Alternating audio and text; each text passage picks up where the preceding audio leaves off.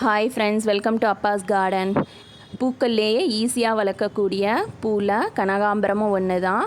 கனகாம்பரத்தை பற்றி இன்றைக்கி நாம் வீடியோவில் பார்க்கலாம். கனகாம்பரம் பார்த்திங்கன்னா ரொம்ப அழகாக இருக்கும் பார்க்குறதுக்கே.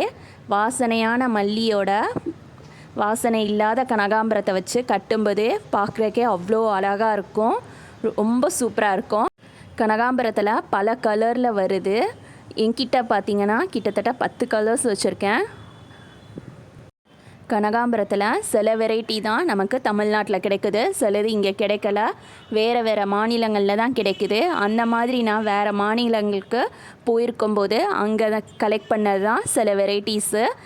கனகாம்பரத்தை பொறுத்த வரைக்கும் 2 மாதிரி டைப் இருக்கும். ஒன்று வந்து சீட்ஸ் இருக்கும், சிலதில் வந்து சீட்ஸ் இருக்காது.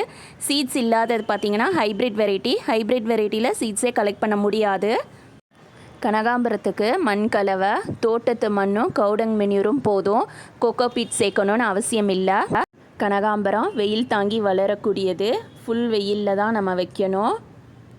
கனகாம்பரத்துக்கு 2 விதமான பூச்சி தாக்குதல் இருக்கும். ஒன்று வந்து ஒயிட் ஃப்ளைஸு, இன்னொன்று வந்து இலை சுருட்டல் நோய். 2க்குமே நாம் ஏதாவது ஒரு பெஸ்டிசைடு ஸ்ப்ரே பண்ணி சரி பண்ணிக்கலாம்.